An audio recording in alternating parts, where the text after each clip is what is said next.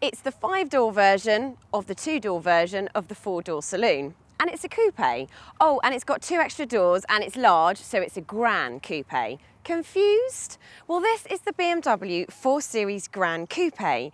And in this review, I will share with you what it's like to drive, how practical it is, and how much it costs to buy and run. What it is and what it's based on should hopefully fall into place along the way.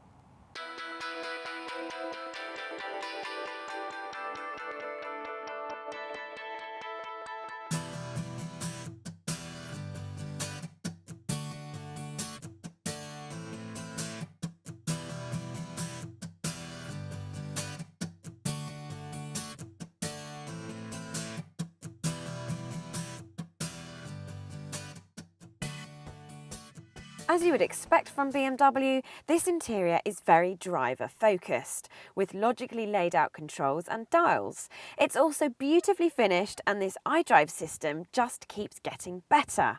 The scribble feature for the sat-nav is neat, and the abundance of cubbies will keep even the most prolific of hoarders satisfied.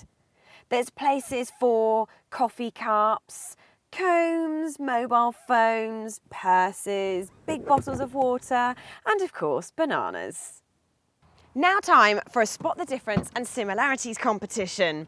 This boot is actually the same size as the 3 Series, however, with the hatchback style tailgate is arguably more useful, especially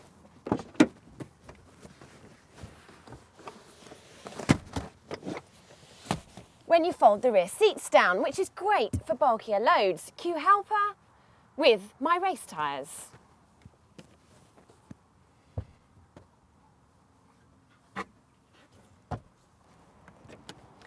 Rear seat space is more generous than a normal 4 Series coupe, plus with these 2 extra doors it is easier to get in. And you do get 3 seats, just about. The middle one is rather small. Now, other than the fact I'm not driving, my 5'4.5" is quite happy sitting in these rear seats. My assistant, though, is 6'4", which might prove a bit of a challenge for this car with its sloping roofline. Headroom is not quite as good as the 3 Series saloon. A bit of a squeeze then. More practical than the 2-door coupe it might be, and with a convenient hatchback, but the Gran Coupe still has some compromises. It scores 8 out of 10 for space. BMWs have always been renowned for being fun to drive, and the 4 Series Gran Coupe does not disappoint. This one has the optional adaptive M Sport suspension, which gives it a fine balance between a comfortable ride and involving handling. But even on standard suspension, this is one of those cars that can cover motorway miles with ease or be great fun down your country road. The steering is nicely weighted and very precise, plus its initial response is slow and smooth rather than fast and pointy, which suits this car's grown-up nature. If you would like to change the steering weight or throttle response, you can use this rocker switch here. In Eco Pro, it's easier to drive and more economical, and in Sports Plus, it's more aggressive. You can guess which is my favourite. All-round visibility is excellent, and if you're worried about adverse weather conditions, there's even a 4-wheel drive version called X-Drive. As with other BMWs, there is a huge choice of engines, ranging from economical yet punchy diesels to this really quick turbocharged 435i, which not all that long ago would have given an M3 a run for its money.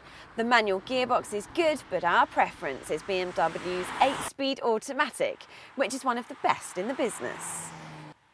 With no real weak points in the range, the 4 Series Gran Coupe makes a fine junior executive contender and scores a superb 9 out of 10 for driving.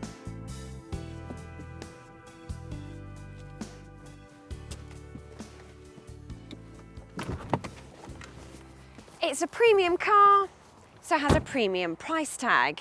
It's worth noting though, the 4 Series Gran Coupe, although more expensive than the 3 Series on which it's based, is better equipped as standard. That's not to say though that you can't splash the extra cash on a few of those optional extras. This one has almost £10,000 worth. But if you're opting for one of these as a company car, it actually works out cheaper than the equivalent Mercedes, Audi and Volvo, thanks to competitive pricing and low CO2 emissions, especially of the 2-litre diesel, which returns over 50 miles to the gallon.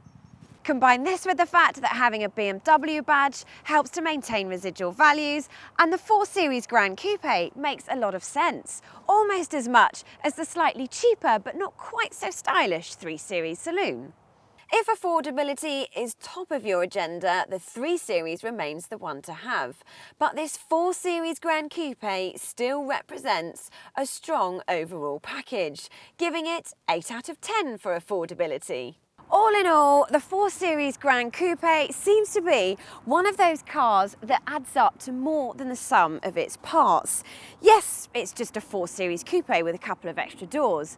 But what's great about this car is BMW has added the substance without taking away any of its style. Throw in competitive running costs, a wide variety of engines to choose from, and the fact that it's great to drive. And the 4 Series Gran Coupe gets an overall score of 8 out of 10. To read my in-depth review on this car, as well as other BMWs and more cars on the market, go to the Telegraph Cars website by clicking here, and don't forget to subscribe to our YouTube channel by clicking here.